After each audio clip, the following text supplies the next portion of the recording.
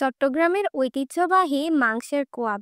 এই কোয়াবটা একবার তৈরি করে ৩-৪ দিন ফ্রিজ ছাড়াও ভালো রাখা যায়।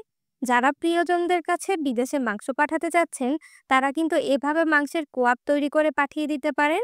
যে মায়ের সন্তান বাহিরে থাকে শুধু সেই মাই বলতে পারে সন্তানকে ছাড়া কোরবানির মাংস খেতে কেমন লাগে। আর আজকের রেসিপিটা সেই সব মায়েদের এবং বোনেদের জন্য যাদের আত্মীয়রা বাহিরে আছে। আর এছাড়া আপনারাও কিন্তু বাসায় এটা তৈরি করে খেয়ে দেখতে পারেন।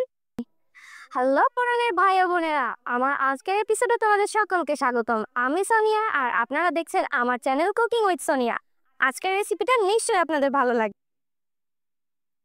প্রথমে নিয়ে নিচ্ছি মাংস। এখানে 800 গ্রাম পরিমাণ গরুর মাংস আছে। আর মাংসের টুকরাগুলো যতটা সম্ভব বড় করার চেষ্টা করবেন, ছোট করলে কিন্তু ভাজার সময় এটা চেপে আরও ছোট হয়ে যাবে। এরকম বড় মাংসের টুকরার মধ্যে 1 টেবিল চামচ করে দিয়ে দিচ্ছি আদা বাটা, রসুন বাটা, গরম মশলার গুঁড়া, জিরার গুঁড়া এবং হলুদ দিয়ে দিচ্ছি 1 চা চামচ পরিমাণ, লবণ দিয়ে দিচ্ছি 1 চা চামচ পরিমাণ, লাল মরিচের গুঁড়া 1 টেবিল চামচ পরিমাণ। এবার মাংসের সঙ্গে এই মশলাগুলোকে খুব ভালোভাবে মেখে নিব, যেন চারপাশে সমানভাবে মশলাটা মেখে যায়। এরপর এটাকে আধা ঘন্টা একটা সাইডে রেখে দিব। আধা ঘন্টা পর এর মধ্যে 2 কাপ পরিমাণ পানি দিয়ে এটাকে সেদ্ধ করতে দিয়ে দিব। আর এই রান্নাটার সময় কিন্তু কোনো রকম তেল ব্যবহার করা যাবে না। এই মশলার সঙ্গে মাংসের টুকরাগুলোকে সেদ্ধ করে নিতে হবে। 2টা তেজপাতা দিয়ে দিলাম। যখন ঝোলটা একেবারে শুকিয়ে আসবে তখন আমরা এটাকে ফ্রাই করতে নিব।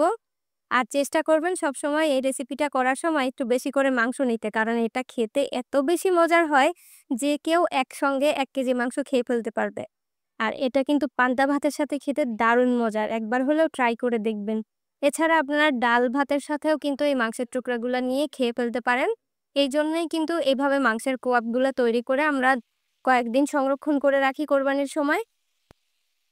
দেখতে পাচ্ছেন মাংসটা একেবারে সেদ্ধ হয়ে গেছে আর এটাকে আমরা ফ্রাই করতে নিয়ে আসলাম। মশলা এর গায়ে মাখো মাখো হয়ে আছে। এবার এটাকে 2 সাইড কালার চলে আসে এই পর্যন্ত ফ্রাই করে নিতে হবে, যেহেতু সেদ্ধ করা মাংস ভাজতে বেশি সময় লাগবে না। যখন কালার চলে আসবে তখন আমরা এটাকে তুলে ফেলবো।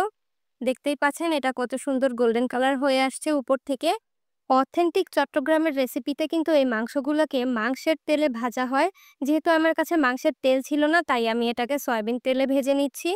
আর এই মাংসগুলো এভাবে ভেজে যেহেতু 3-4 দিন সংরক্ষণ করা যায়, আপনারা কিন্তু ইজিলি আপনাদের প্রিয়জনের কাছে এটাকে পাঠিয়ে দিতে পারেন বিদেশে।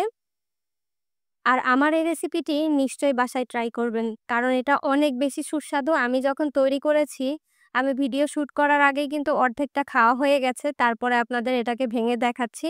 আর এটা ভেতর থেকে অনেক বেশি জুসি থাকে, খেতে দারুণ মজার।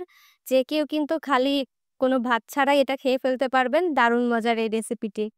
নিশ্চয়ই আজকের রেসিপিটা আপনাদের ভালো লেগেছে, আর ভালো লেগে থাকলে লাইক, কমেন্ট এবং শেয়ার করতে ভুলবেন না। দেখা হবে আরো মজার মজার রেসিপি নিয়ে নেক্সট এপিসোডে। সবাই ততক্ষণ ভালো থাকবেন। আল্লাহ হাফেজ।